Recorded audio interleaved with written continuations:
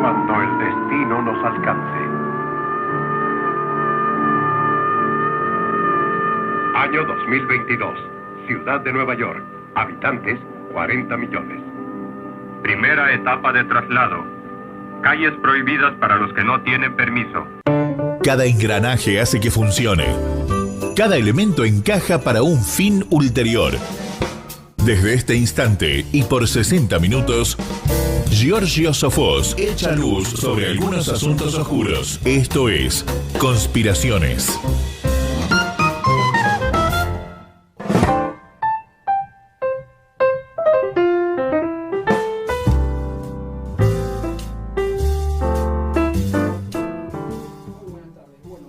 Una presentación especial de dos personas que ahora las tengo conectadas.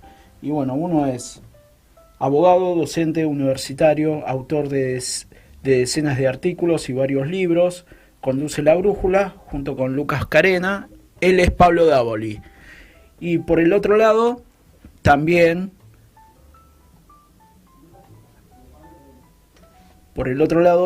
conduciendo La Brújula, y es periodista, especialista sobre las masas, y tiene varios libros también, ¿no? Lucas Carena. ¿Cómo andan? ¿Cómo se encuentran ustedes dos ahí? Hola, Jorge. Hola, ¿cómo andás? ¿Me escuchas bien? Ahí te escucho. Bueno, no sé si está Pablo en línea también. ¿Pablo? No, Pablo no. ¿Sí? Todavía no. Todavía no está Pablo en línea. Así que lo guardamos un poquito a Pablo. ¿Cómo anda? Fue la presentación así nomás, Lucas, como para aprovechar el tiempo. Y hace como un año no te tengo en el programa. Bueno, me parece fantástico que la presentación sea simple, llana, sin tantos prolegómenos, en primer lugar, como tiene que ser una presentación, sin vueltas. Efectivamente, hace ya varios años que con Pablo hacemos La Brújula y lo hacemos muy contentos, muy felices de compartir temas, charlas de café televisada, un poco es la definición de La Brújula. Y sí, hace como un año, la última vez que conversamos fue fácil, hará un año atrás, así que bueno, siempre un gusto y muchas gracias por los recibimientos, por siempre tenerme en cuenta cuando querés abordar algún tema que amerita alguna complejidad. Así que siempre muy agradecido de tus llamados y siempre a disposición. Bueno, ahí le voy a decir al operador que baje la música de fondo. Y bueno, del otro lado ya hicimos la presentación, lo tenemos ahí a Pablo Davoli. Por primera vez en la radio, Pablo. Él siempre lo le decía a Lucas, y Pablo nunca está, Pablo. ¿Cómo andás, Pablo? ¿Cómo te va? Buenas tardes. Bueno, hola Lucas. Sí, gracias Jorge por la invitación, y sí, lo admito públicamente, es cierto, me invitaste varias veces y por H o por B, pero lo cierto es que nunca había podido, y bueno, finalmente me doy el gusto de estar con vos en tu programa. Así que bueno, muchísimas gracias y perdón, buenas tardes a todo tu público. Bueno, antes de ir al tema, yo quería decir también que, bueno, hay que aprender también a convivir con el prójimo, porque nosotros nos declaramos, no sé, antisistemas o más partidarios de una ética, ¿no? De una moral que hay que llevar y todo, que siempre nos viven condicionando, ¿no? El ciudadano ejemplar que tenemos que hacer, ¿no? Mientras vemos un montón de corrupciones, de conspiraciones. Y bueno, el tema también es tratar de ayudar, y yo veo mucha gente que también se acerca al programa, tiene sus pequeñas fallas, ¿no? Pero también es tratar de ayudar dentro de esas pequeñas fallas, como el egocentrismo, como tantos temas que uno lo tendría que tocar por sí mismo, ¿no? Y eso me gustaría después tocar otros temas con ustedes que me dicen, como para que la gente se autocorrija y bueno, y ver, no ir no tanto a las conspiraciones, pero bueno, hay temas cruciales como para uno crecer, ¿no? Y ser más fuerte para con el otro. Sí, Bueno, hola. Sí. Todos tenemos fallas, creo, ¿no? Y todos tenemos que estar permanentemente revisando lo que pensamos, decimos y sobre todo hacemos. Así que en realidad siempre esto es una construcción permanente. Eso no quiere decir que haya postulados de base que son innegociables. Me parece que a esta altura del partido, en algunos temas precisos, no quiere ver no ve el que no quiere ver. Esa sería la expresión. Sí. Entonces sí, siempre por supuesto que uno nunca está exento de error, aunque busque evitarlo, pero me parece que ciertos temas hoy, me parece que hacer vista gorda a ciertas bases, de lo que estamos viviendo. Vos mencionaste la corrupción, podríamos mencionar otros aspectos, el globalismo, sí, intereses que van en contra de nuestra soberanía nacional permanentemente de manifiestos. Bueno, ya no nos podemos seguir haciendo los distraídos, ¿no? Y me parece que la contribución que haces desde tu programa es crucial, pero sí, por supuesto que nadie tiene 100% la infalibilidad a la hora de compartir estos temas, ¿no? Eso me parece que es una revisión constante que uno hace. Sí, Pablo. No, vos sabés que, bueno, comparto lo que dice Lucas. Mira, recientemente falleció un pensador, un autor, y un hombre aparte muy polifacético, español, Antonio Medrano, y él decía algo que viene bien traer a colación, ¿no? Que la batalla entre el bien y el mal se dirige ante todo en uno mismo. Y esto es algo que han repetido grandes hombres a lo largo de la historia, como por ejemplo San Pablo, San Agustín, entre otros, ¿no? E incluso más allá del cristianismo. Desde luego que uno siempre tiene defectos y uno tiene que, digamos, dirimir esta batalla entre el bien y el mal en uno mismo, y después se traslada, desde luego, al mundo, ¿no? Va en simultáneo con lo que sucede, digamos, en el mundo. Ahora, la diferencia está, defectos tenemos todos, ¿sí? Después hay que ver la cuantía y la gravedad, pero además la diferencia fundamental está en quienes procuran superar esos defectos, y procuran servir a la verdad del bien y la belleza, más allá de las modestas posibilidades que uno tiene para hacerlo, pero en definitiva quienes se proponen, y tienen este compromiso, y quienes al revés han hecho un culto de esos defectos, y de hecho los agravan, ¿no? O sea, sin preocuparse al respecto. Sí. Yo creo que ahí está la diferencia crucial, que después en el terreno social y político obviamente se refleja en lo que bien marcaba Lucas recién, ¿no? En esos temas o en esas cuestiones que son innegociables y en donde uno no puede transigir porque son cuestiones fundamentales. Me parece que va por ese lado. Sí, bueno, va mucho por ese lado porque es lo que uno construye, ¿no? Depende de lo que uno haga. Y eso también estamos en situaciones como el tema que quería tratar de hoy, ¿no? Y bueno, vamos directamente al tema. Pero yo lo quería dejar esto claro porque no es para con muchas personas que uno va conociendo. La verdad que a ustedes dos los tengo, yo digo por la gente, por el público, ¿no? Los tengo como unas personas muy perfeccionistas en lo suyo. Y bueno, pero estos temas siempre hay que tratarlos y bueno, tratar de que la gente se vaya encarrilando, ¿no? En comprometiéndose para uno mismo también, porque si no llega a ningún lado. Sí, hay que desconstruirse y volverse a construir, ¿no? En lo más sencillo, creo. Sí, totalmente. Yo una salvedad, en realidad, un pequeño aporte. En realidad, todo lo bueno que hagas siempre va a contribuir a tu propia plenitud, o mejor dicho, a aproximarte a tu propia plenitud. O sea, en el fondo vas a ser más vos.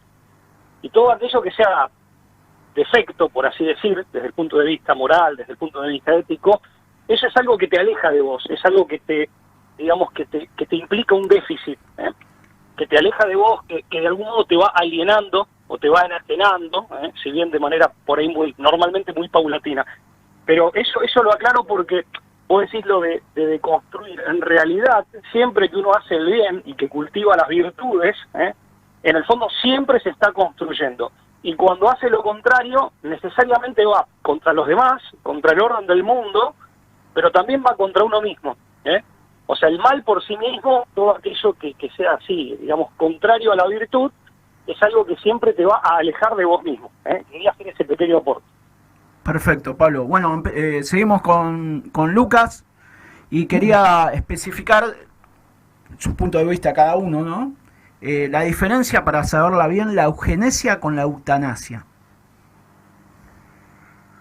Bueno, la diferencia es clara. Se circunscriben ambos en lo que son distintos debates bioéticos, ¿no? La eugenesia, como su nombre lo indica, tiene que ver con la utilización de las leyes biológicas para el perfeccionamiento de la especie. Y la eugenesia puede, digamos, aplicarse desde una perspectiva ingenieril en la especie humana, con la gravedad que eso supone. No solamente por la reducción biologicista que implica, ¿no?, sino también por el debate ético que subyace a toda planificación de los esquemas poblacionales, es decir, el crecimiento y la población, tanto en cantidad como en calidad, nunca pueden depender de una planificación y mucho menos de unos pocos, ¿no?, de una élite. Entonces esto supone un primer punto del cual podríamos estar, yo creo que con Pablo lo hemos intentado hacer en nuestro modesto espacio que es La Brújula, podríamos estar dando seminarios enteros sobre eugenesias, intentos eugenésicos, que además responde a determinados talantes epocales, ¿no? Sobre todo en las postrimerías del siglo XIX y principios del siglo XX hubo toda una suerte de oleada eugenésica en Europa y en Estados Unidos, toda una fe entusiasta producto de los aportes del darwinismo, esta idea de la selección natural y de la supervivencia del más apto, que con matices sumamente cuestionada, incluso desde la ciencia más dura, hoy pervive, hoy existen elementos eugenésicos en la sociedad. La eutanasia, por supuesto, es otra cosa, ¿no? Hay muchas definiciones, hay una que podríamos decir es escueta pero clara, que es la idea de suicidio asistido, es la idea de poner fin a la vida de una persona convaleciente, sufriente, con la finalidad, y acá podemos encontrar una trampa, ¿no?, de poner fin a un sufrimiento de una persona agonizante, priorizando la calidad sobre la cantidad de la vida. Pero creo yo que también esto implica un seminario de bioética entero. Además, yo tengo que admitir, no soy experto en la materia, por lo menos no desde el punto jurídico, no desde el punto de vista jurídico, ni tampoco diría yo, para ser del todo honesto, desde el punto de vista, yo creo que hay debates bioéticos con gente especializada en el campo de la medicina, ¿no?, de cuándo empieza y cuándo termina la vida, que me parece hay voces más autorizadas que la mía para explicar los alcances y las problemáticas que están en torno a la eutanasia. Pero déjame decirte que el gran problema de estos dos conceptos es cuando se relacionan. Lo que no podemos obviar es cuando hay intentonas, sobre todo a nivel de legislar en favor de un orden internacional, de legislar en favor de la eutanasia, no siendo un tema urgente a veces en la agenda, en favor de la eutanasia, haciendo una suerte de sentimentalismo banal, en pro de la eugenesia, es decir, cuando se facilita la muerte porque hay un lobby que está impulsando una estrategia de despoblación con el fin obviamente de reducir la cantidad de personas en el mundo y que tiene una clara selectividad en quienes, en todo caso, se mantienen con vida. Es decir, en última instancia, el que muere producto de la eutanasia es una persona débil, convaleciente, minusválida, es decir, sufriente. Entonces acá hay un punto geopolítico, que es el que a mí particularmente más me interesa, que es cuando la eutanasia encubre una estrategia eugenésica. No sé si se entiende este punto concreto. Es decir, existe un concepto que viene, o por lo menos el intelectual francés que lo desarrolló de manera más completa, que es Michel Foucault, del Collège de France, que es el de biopolítica, que tiene que ver con hacer de la vida, también una definición muy simple, hay otras, pero muy simple, pero para que la gente que nos escucha la entienda, es hacer de la vida algo administrable. La biopolítica implica, en última instancia, aplicar categorías de la ciencia política, más particularmente de la administración pública, en administrar la vida. Entonces, una batería de leyes, por ejemplo, que van en favor del aborto, que van en favor de la eutanasia, pueden estar encerrando, por eso hay que entender la eutanasia en un contexto biopolítico preciso, como puede ser una agenda internacionalista de despoblación, que de pronto buscan por todos los medios no evitar el sufrimiento del doliente, sino facilitar la muerte. Es decir, todos los caminos de acceso hacia la muerte tienen que ser simplificados y facilitados. Eso es para mí una primera clave interpretativa de las discusiones, o por lo menos las últimas discusiones en torno a la eutanasia, incluso en nuestro país. Yo no voy a hacer acá disquisiciones. Hay historias. La legislación al respecto, pero existe, ¿no? Sí. Hay un proyecto de ley, la ley Alfonso, en función de Alfonso Oliva, un joven cordobés que le diagnosticaron en su momento el ELA, que es la esclerosis lateral amiotrófica, que hoy se hizo muy conocido por el caso también de Esteban Bullrich en nuestro país, que dejó, antes de ser conectado a un respirador, este joven cordobés dejó una carta solicitando se discuta el tema de la eutanasia nuevamente. Pero no quiero entrar en disquisiciones pormenorizadas de lo que pueden ser las leyes y los antecedentes de estos intentos de promover la eutanasia. Digo, muchas veces, incluso el liberalismo cae en la trampa, porque ¿quién me va a impedir a mí poner fin a mi propia vida como un acto de soberanía? Que con Pablo lo hemos discutido, ¿no? La soberanía con la propia vida puede estar reflejada en el acto heroico de la inmolación, en entregar la vida por otro, por una causa. Es decir, la soberanía sobre la propia vida es algo que ennoblece al que es capaz de poner ciertos valores por encima de la propia vida, cuando, si de la propia vida un hecho egoísta se trata, no es la vida ante todo, la vida propia ante todo. Hay cosas que incluso trascienden a la propia vida y pueden ser más importantes. Defender a los propios, defender a tu patria, bien digo, a tu familia. Y entonces, en este punto concreto, entiendo yo, ese acto de soberanía, cierto liberalismo, ha caído en la trampa de defenderlo sin ver esta coyuntura de una estrategia selectiva, eugenésica, detrás de la promoción, de la facilitación, digo, de la muerte, producto de un acto biopolítico de lo que el mismo Foucault llamó la ortopedia social.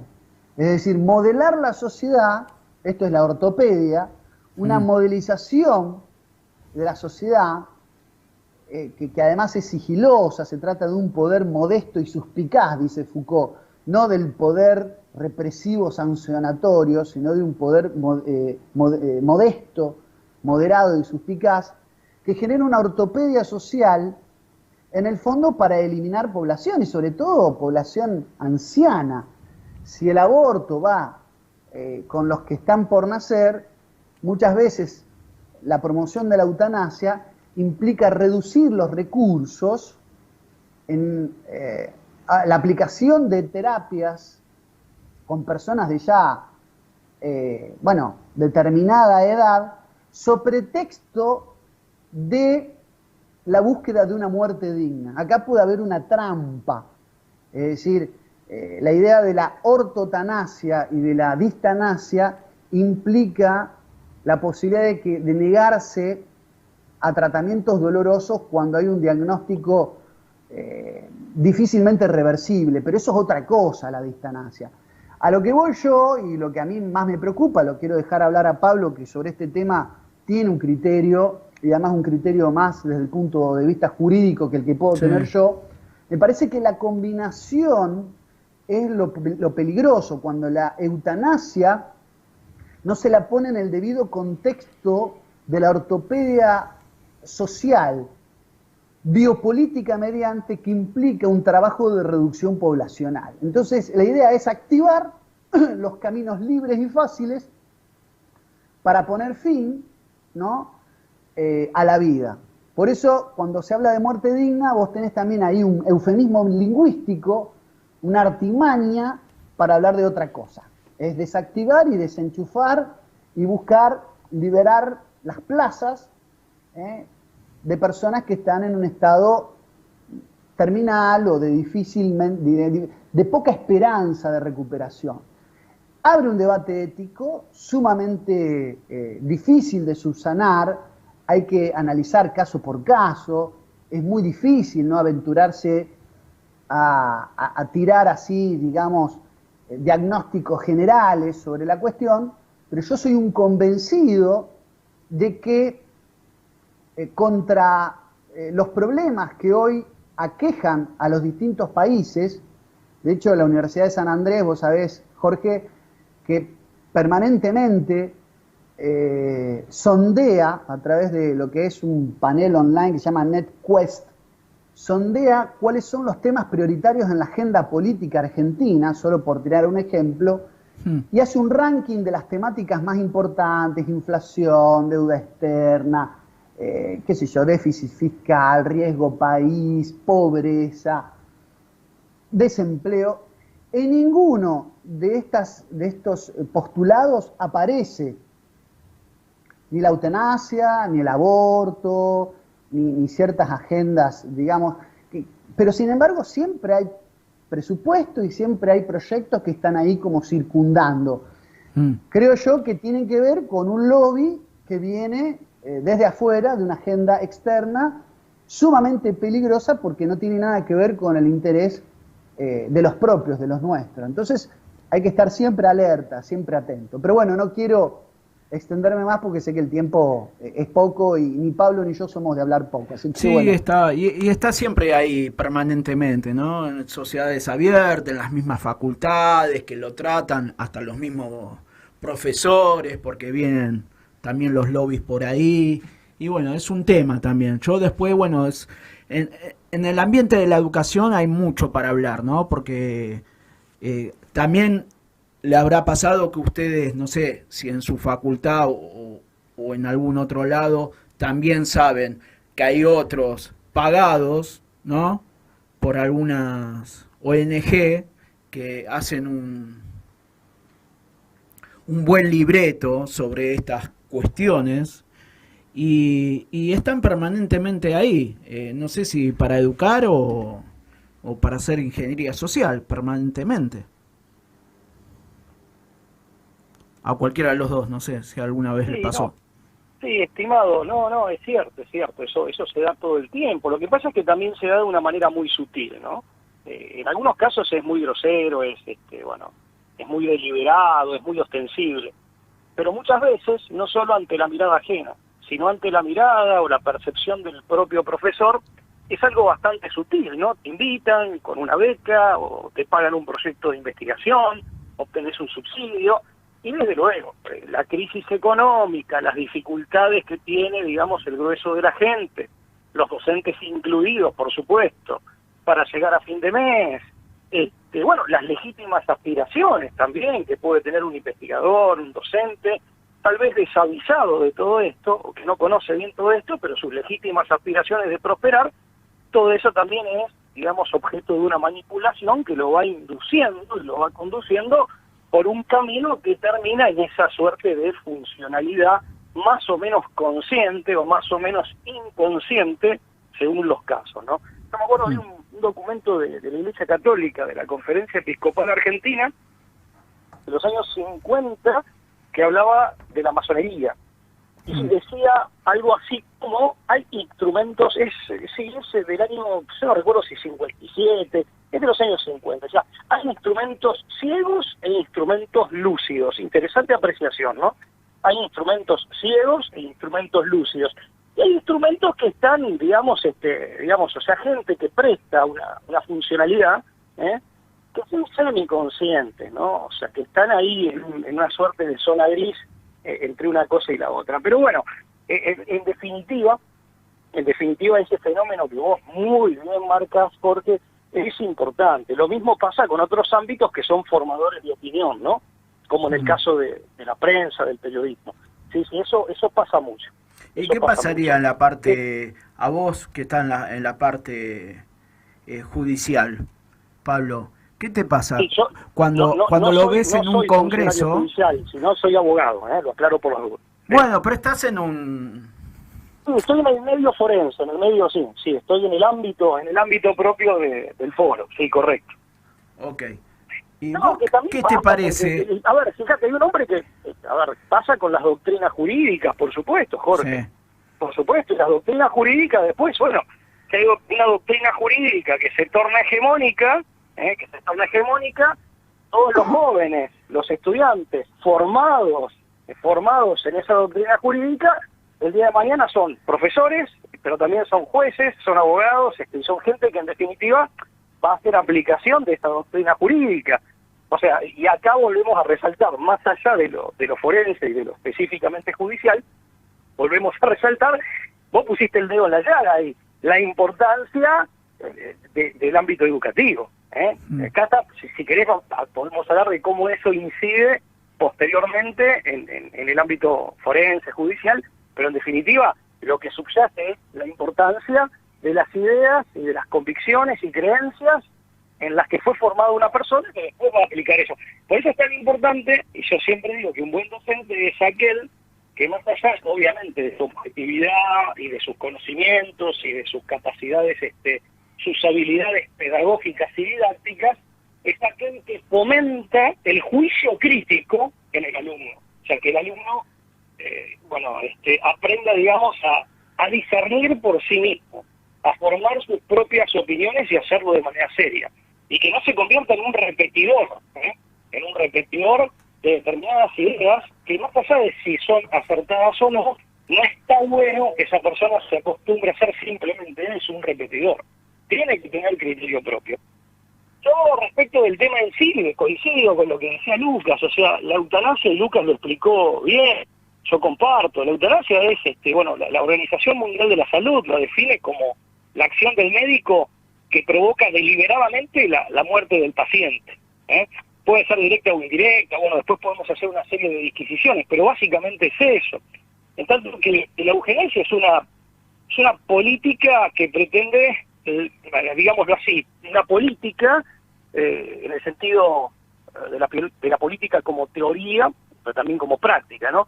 Una política que sostiene y que pretende la supuesta mejora de características hereditarias de determinados grupos humanos, y eso es clave, se abarca a todos o solamente a algunos, y que pretende esa supuesta mejora de características hereditarias en todos o en algunos mediante diversas técnicas y diversas formas de intervención y de manipulación, y normalmente de métodos de selección, porque esto está, como bien dijo Lucas, profundamente empapado de darwinismo, y más específicamente de darwinismo social. O sea, en principio, a la luz de estas dos definiciones, ¿qué tenemos como una primera percepción? Que son dos fenómenos que no tendrían vinculación entre sí. El nexo que vincula ambas cosas es el control demográfico, y me permito agregar algo que creo que mencionaste vos, Jorge, la ingeniería social. O sea, ¿cuál podría ser el nexo? Es un nexo accesorio o accidental, pero es un nexo que, de hecho, yo creo que existe, y no solo en la teoría, sino en la práctica, que ambas cosas pueden ser objeto, o sea, pueden ser utilizadas como herramienta en una política y en una estrategia más amplia de control demográfico y de ingeniería social. Y de hecho, o sea, fíjate vos que por un lado tiene que ver con reducir cuantitativamente el volumen poblacional en determinadas partes del mundo, o incluso hablando de la humanidad entera, ¿no? Sí. De acuerdo con algunos de estos factores de poder que a los pero también, fíjate Sí. que también todo eso va en beneficio de un grupo que mediante ahora ya no las leyes de la selección, ya no manipulando simplemente las leyes de la selección natural en el sentido darwiniano, sino mediante la ingeniería genética, entre otras técnicas, busca una suerte de mejoría egoísta, digamos, y siempre de acuerdo con una concepción materialista, ¿no? Y desde ya con un profundo egoísmo, eso lo quiero recalcar, una suerte de, entre comillas, mejora del propio grupo, que en este caso no se trataría ya de una nación en particular, o no se trataría ya de ningún país en particular, sino que se trataría, o se trata, porque yo la verdad que tengo la convicción, por lo que he leído y he estudiado, tengo la convicción de que es así, de que se promueve esto, se trata de determinadas élites, que buscan eso en beneficio propio, de acuerdo, por eso digo, movidas por un profundo egoísmo, un egoísmo que está rayano, o mejor dicho, incurso en lo criminal, o que conduce a eso, y en una supuesta idea de mejora que responde desde ya a una concepción total y absolutamente, groseramente materialista del hombre, ¿no? Del mundo por supuesto y del hombre. Entonces ese es el nexo que se podría encontrar entre las dos cosas, pero en principio sí son cosas que si uno las ve por sí mismas no parecen tener mayor relación que esta que estamos encontrándole, ¿no? Bueno, un nexo como para recordar y tenerlo presente históricamente, que también fue maestro, fue masón, fue darwinista, eugenicista, y si uno piensa en las guerras, en cómo el tipo era racista y todo, como Sarmiento, ¿no? Creo que él quería poblar con europeos, y siempre vio esto también, que murió el hijo, ¿no? En la guerra de Paraguay. Pero bueno, esto de una cosa suplantar a la otra, ¿no? Que son mejor personas, mejor. Y creo que esto está bien enmarcado, y más en la masonería lo tienen más enmarcado, ¿no? Porque lo tienen como uno de los líderes más grandes que tuvo la masonería argentina acá. Sarmiento deriva, mira, digo esto y lo dejo a la luz.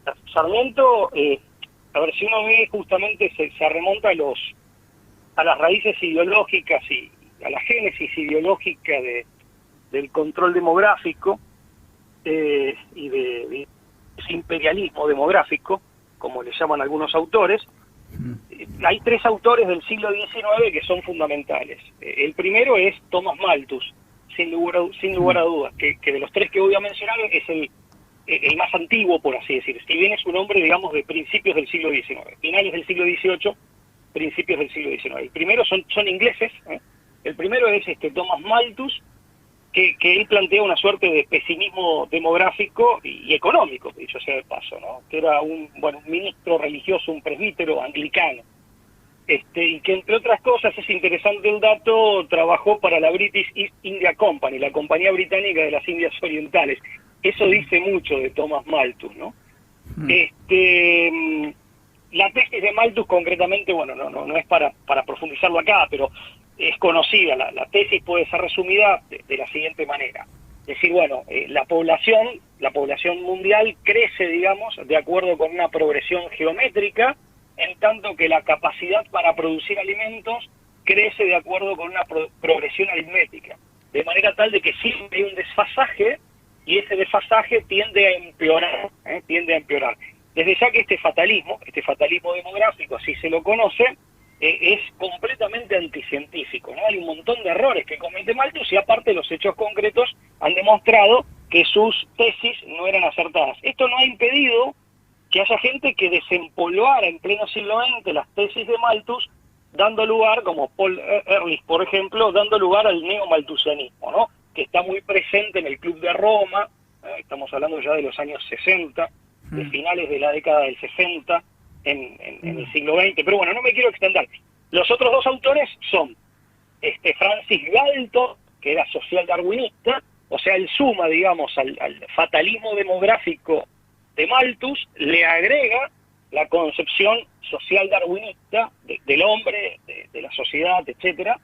Y el tercer autor, que es Herbert Spencer, son autores, insisto, ingleses del siglo XX, es un autor que agrega a ese cóctel explosivo, digamos, le agrega la eugenesia racista, ¿no? Un biologicismo racista. O sea, Spencer estaba convencido de que, digamos, el anglosajón representaba una suerte de supuesta raza superior destinada a gobernar los destinos, a regir los destinos de la humanidad, y veía en el resto de los pueblos y en el resto de las etnias, veía como enemigos y como gente que se oponía a esto. O sea, hay una suerte de mesianismo racista, biologicista terrible. ¿Por qué traigo esta colación? Porque Sarmiento era era un hombre que admiraba y que, digamos, adhería a las ideas de Spencer. Entonces tenés el malthusianismo con su fatalismo demográfico. Se le agrega con Galton el social darwinismo, esto de la supervivencia del más apto, de que, bueno, el más fuerte es la manera que tiene, que tiene la naturaleza de evolucionar y la humanidad supuestamente de progresar, donde el más fuerte se impone sobre el más débil. Y fíjate que es justo la época en que el libre mercado, ya claramente estamos en la época de la cuestión social, era claro que no cumplía con su promesa de bienestar general. Y esto era una buena forma desde la biología, de venir a justificar, y una biología que también es objetable como tal, pero no importa, eso es para otro tema. Pero venía como a fundamentar por qué pasaba esto. Decir, bueno, el fuerte, el que adquiere posición dominante en el mercado, es porque se lo merece, descarta a aquel que perdió la partida en la libre competencia, y esto sería como un costo aceptable porque sería el modo de progresar, supuestamente. Y después viene Spencer, que viene a justificar el imperialismo británico también con una doctrina, es ideología pura aplicada, por eso era una doctrina, en este sentido, que le agrega a todo esto el racismo. Insisto, lo traigo a colación, ¿por qué? Porque las ideas de Spencer son ideas que calaron profundo en Sarmiento. Perfecto. Lucas, si querés hablar más de en este siglo XX, una eutanasia más suave. Se podría decir que de eutanasia hay distintas graduaciones de eutanasia, ¿no? Pero sigue su funcionalidad. Sí, por supuesto. Mira, un pequeño agregado, antes de que se me olvide lo que muy bien decía Pablo. Las políticas poblacionales de América, tanto de América del Norte como de América del Sur, donde Sarmiento tiene un papel a nivel educativo, ¿no? De dónde traemos maestros, profesores. Sarmiento con Europa tiene dos etapas. Tiene una etapa primero de euforia y después una etapa de desencanto. Por eso empieza a mirar al país del norte, a Estados Unidos, con alguna simpatía cuando él ve en Europa también cierta decadencia, ¿no? Cierto desgaste de algunos modelos del viejo mundo. Por eso en Estados Unidos se fragua también un modelo ejemplificador, no sin toda esta eugenesia. De hecho, yo agregaría, digamos, a la tríada que menciona Pablo, hay un científico, Henry Herbert Goddard, que aplicó los laboratorios antropomórficos que montó Francis Galton, que además era primo hermano de Darwin, que él creía en que se podía utilizar la eugenesia para mejorar la selectividad de los rasgos hereditarios a través de laboratorios antropométricos. eran test muy precarios.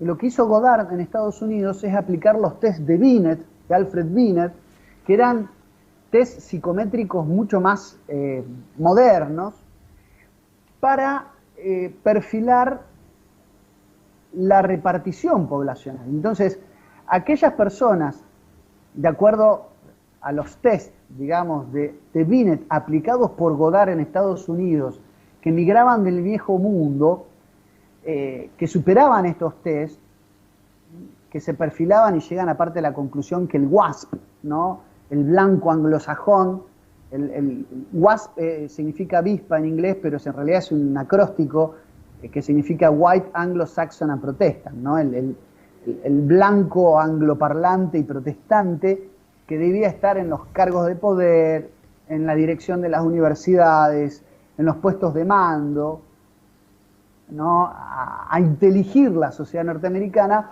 mientras los que no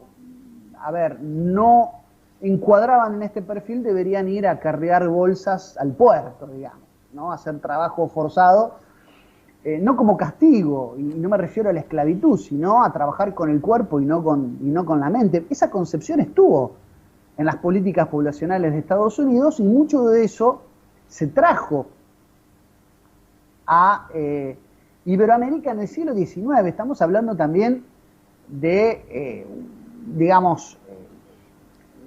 una concepción distinta, hispánica del mundo, de los procesos de mestizaje, donde el sarmientismo forzaba un poco la cosa. Pero, digo, a lo que vos me preguntaste por el siglo XX, la eutanasia como tal y la promoción de la misma se circunscribe en algo que es la necrosis cultural del siglo XX. Lo que vivimos en los tiempos actuales, y yo sé que nos queda poco tiempo por el espacio de tu programa, es una nueva embestida eugenésica, pero esta vez no tanto planificando cómo poblar tierras despobladas, como podría haber pasado en aquellos años a los que nos referíamos, sino tratar de inocular en la sociedad, por eso Pablo hablaba de una ingeniería social, la naturalización de la muerte, por eso necrosis cultural, donde vos tenés políticas ecológicas, sanitarias,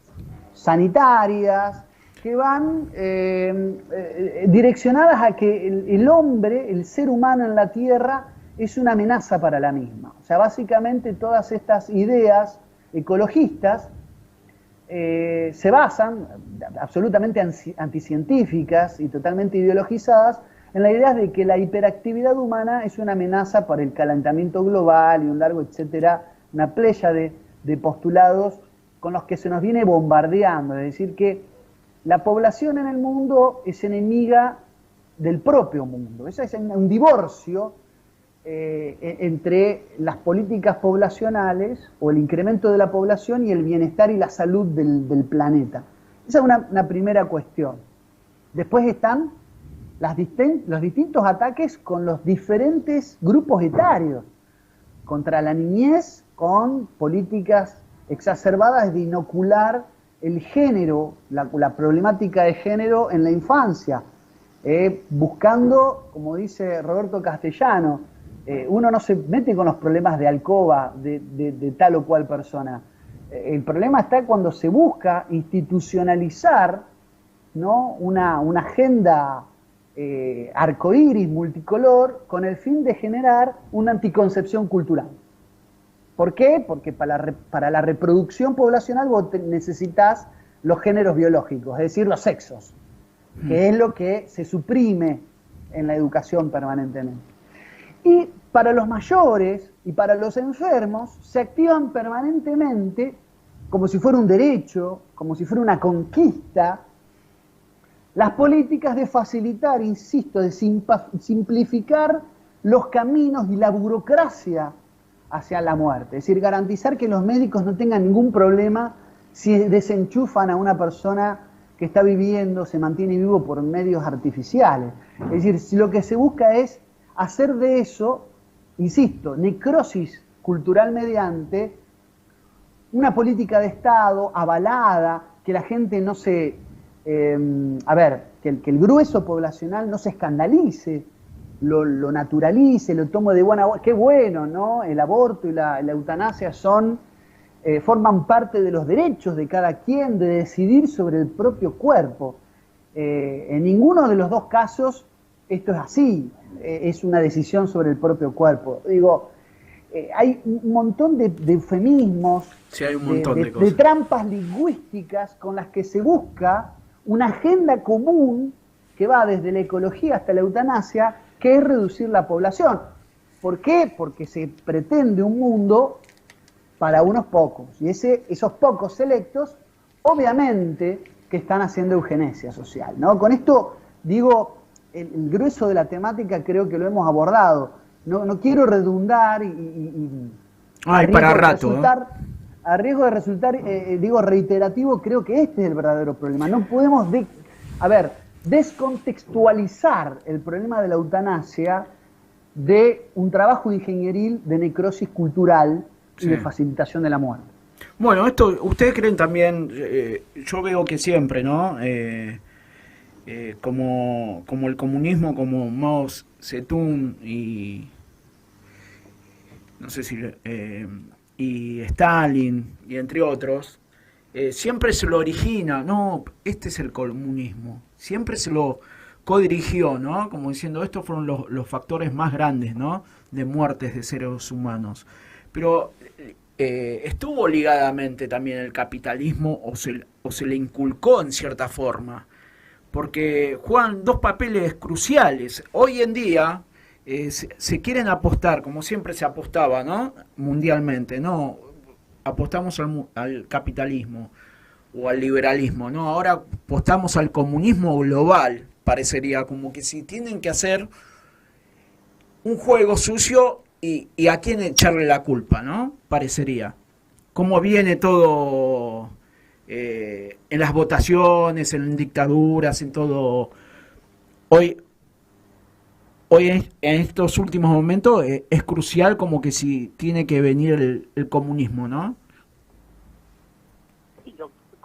No quiero caer en un lugar común, pero en cierto sentido es cierto, en cierto sentido es verdad que los extremos se tocan. En rigor de verdad, lo que pasa es que tienen, más allá de que son en la superficie, presentan una oposición que es real, yo no digo que sea fingida ni que sea meramente aparente, pero es en la superficie. Sin embargo, o sea, en la superficie hay claramente diferencias y hay, digamos, una oposición en las características y en las tendencias. También es cierto que en lo profundo comparten raíces. Y esas raíces provienen concretamente, para resumirlo, del iluminismo del siglo XVIII. Y el iluminismo del siglo XVIII, y es lo que aquí nos interesa resaltar, es esencialmente materialista.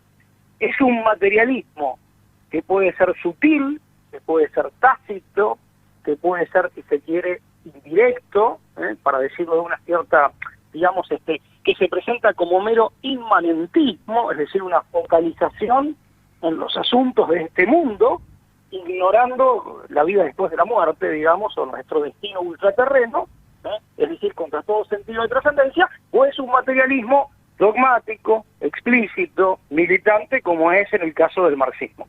¿Está bien? Pero en definitiva ese materialismo, de manera sutil, de manera indirecta, tácita, o de manera explícita, directa y dogmática, está.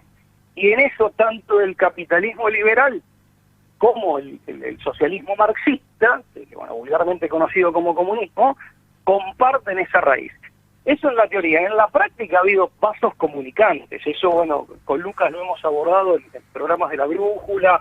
Y hay mucho material muy bien documentado al respecto de que ha habido una suerte de complicidad sutil, amañada, muchas veces que con los años se ha ido revelando como cierta, pero ha habido una complicidad. Y esto lo decía el propio Perón, ¿no? En el libro La Hora de los Pueblos, por ejemplo, sí. En los párrafos. Es un libro del año 68, creo. En un párrafo dice concretamente, habla de la sinarquía y dice que en definitiva son dos imperialismos que, más allá de una oposición que en efecto tenían en la superficie, lo cierto es que se sostenían mutuamente, tenían una mutua funcionalidad y sobre todo atacaban a cualquiera que se presentara como un tercero en discordia. Esto para resumirlo. Una cosa y cierro porque sé que se te va el programa. Algo que dijo Lucas, que me gustaría también aportarle algo que me parece muy importante.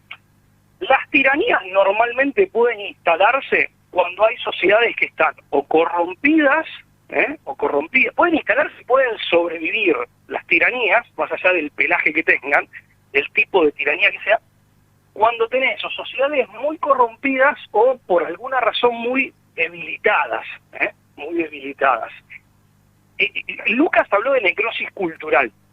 Bueno, hay que pensar en algo que los medievales conocían como el tedium vitae, sería el tedio de la vida, que incluso lo presentaban como un pecado, que era la asedia, no tener más ganas de vivir.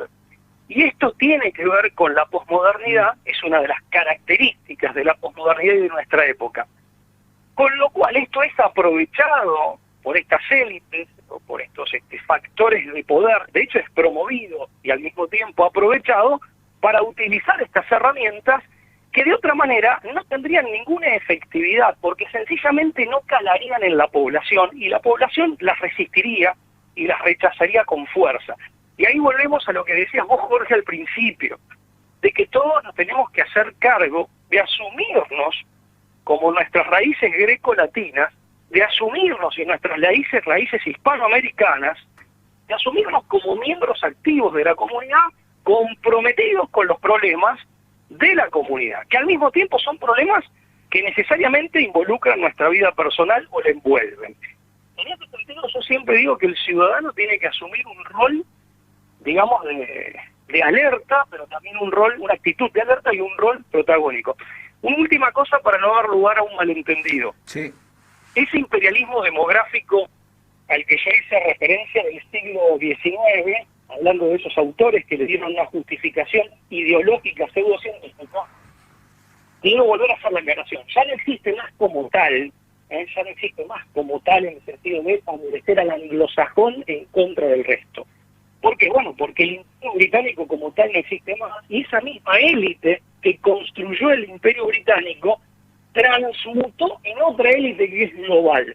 Con lo cual hoy, ese imperialismo demográfico es contra toda la humanidad en términos generales, y lo que busca justamente es una reducción de la población mundial por la sencilla razón de que así como está organizado política y económicamente el mundo, o más vale tendría que decir desorganizado, vamos a decirlo así, los números no les cierran. Entonces la variable de ajuste de ellos es la cantidad de gente, porque aparte temen la rebelión de los pueblos, ya que hablé del libro que titulaba muy sintomáticamente La hora de los pueblos, ¿se entiende? Perfecto. Entonces esto lo quería aclarar para no quedarnos con la vieja idea del imperialismo demográfico del siglo XIX o principios del XX, porque eso ya quedó superado. Ahora es otra cosa que tal vez hasta sea algo peor, porque va contra todos los pueblos, ¿no? Como esa frase de San Pablo, no agradan a Dios y son enemigos de todos los hombres, ¿no? Esto ya va contra todos los pueblos, no contra algunos en particular. No. Bueno, Pablo, Lucas, muy agradecido, nos pasamos un poco de tiempo, pero bueno, me gustaría ver si retomamos y nos expandimos sobre estos temas en cuanto puedan. Sería muy gratificante para nosotros y bueno, para los oyentes. Gracias, Jorge, cuando quieras, siempre muy provechosas las charlas estas, y bueno, un saludo grande para tu audiencia. Bueno, a Pablo lo saludo así nomás porque lo veo muy seguido, ¿viste? Ya como que nos cansamos de Jorge, muchas gracias por la invitación, un gusto, y bueno, sí, te la debía, así que bueno, cumplí y quedo a disposición para vos y tu gente cuando quieran. Bueno, cuando vuelvan, a ver si coordinamos con algún martes también, se vienen para acá. Dale, va a ser un gusto. Sería muy bueno. Bueno, los despido, también lo pueden escuchar próximamente en la RZ. Conspiración de la receta por YouTube o por Odise, y también estamos en Twitter. Así que bueno, nos despedimos con esta bella gente de Rosario que que siempre nos hacen un poquito ese clic razonar. Y bueno, nos vemos la semana que viene. La semana que viene vamos a tener a un doctor, que ya hay una grabación, hicimos una grabación especial, así que vamos a ver si la pasamos. Bueno, nos vemos hasta la semana que viene. Bye. Fuerte abrazo. Bye. Pero a estar atentos, porque detrás de cada asunto aparentemente inocente hay un motivo oculto. Nos reencontramos el martes próximo con más conspiraciones.